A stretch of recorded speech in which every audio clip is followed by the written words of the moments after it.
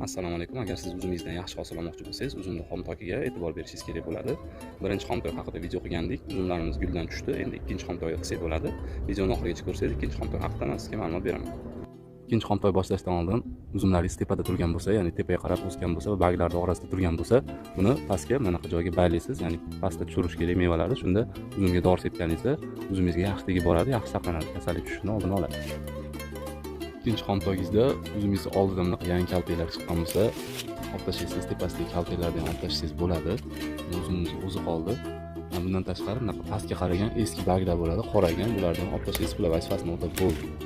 Uzumni juda ham ko'p ochib olmaslik kerak. O'sha pastga qaragan barglarni asosiy olib qo'yish kerak bo'ladi.